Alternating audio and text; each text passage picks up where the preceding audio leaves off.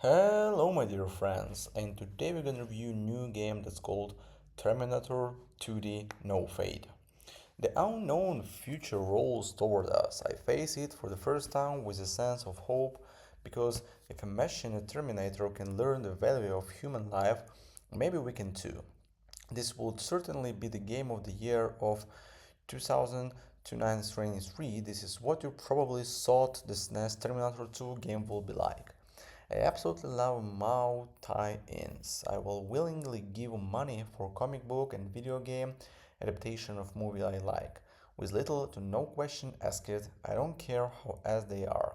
With that said, Terminator 2D No Fate does a very good job, a faithful translation, the event of the film Terminator 2 Judgment Day, while offering two additional alternate branching timeline paths which encourage replay. Your first run strategically ties you to following the movie's plot, while your second and third runs allow you to pick between two different options that lead to alternate outcomes not seen in the movie. Gameplay is very similar to Contra, with expectation of biker bar between up and bake chase, a stealth mission, and one shootout level. In terms of difficult, I'll admit I kinda suck at this game.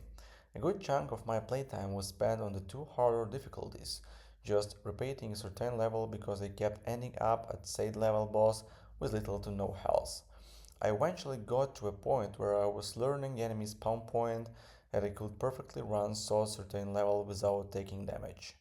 The game runs on a live system as well as grading your performance on levels using ladder graders and score counter. Each level you'll be ranking on your performance, which will net you up the highest on S rank. My biggest gripe about this game, as much as I like it, it was lack of the 8,000 missions for 90% of this game. You'll alternate between Sarah Connor and future resistance leader John Connor.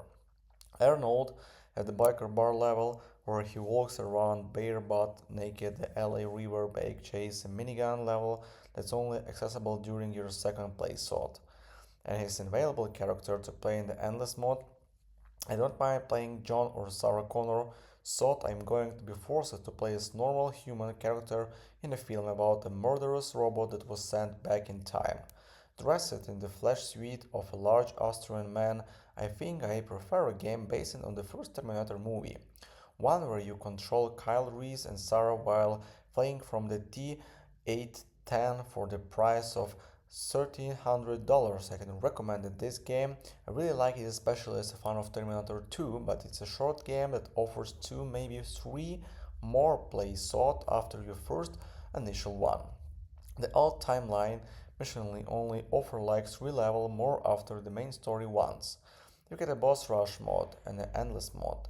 Boss rush can last up to 15 minutes and endless mode can go on until you get bored with alternating between walking left and right. I really recommend this game. It's definitely good, no question. If you're a rich R plus G fan, this is probably what you're looking for. It's not worth the price, so there's just no way for someone who not rich. It just doesn't work for me at this price point for what you get. For what it is, we're playing for a license in a very big way. Right now you can get hand down for under live American dollars, and as good as T2 is not even close to hand down if it matters. I thought I'd captured the Terminator 2 vibes pretty well. Not enough to pay $10 for it, so this is a review about the product, not its price.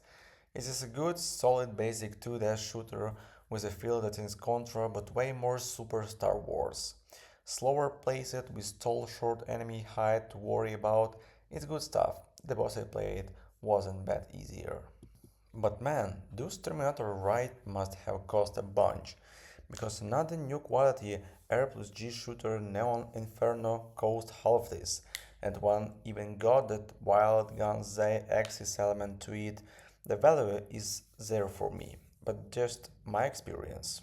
Either way, it's a good time for running guns as for this. I'm sure I'll check back on sale. This is good, and do check out Hundown if you're into this kind of thing.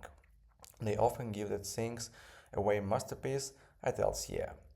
Great game, and I recommended playing it on the hardest available difficulty settings from the start. If you die, you can choose no on the continue screen and reload into the game afterwards. This way you get to play the certain level from the start without using a continue and practice level. If you don't do this, you always have to play from the start, which can be frustrating because it takes a while to get to where you were. Even so, it's not that hard. I think the practice level option should let you practice the current level you are in. If this were the case, using the continue trick you would be necessary.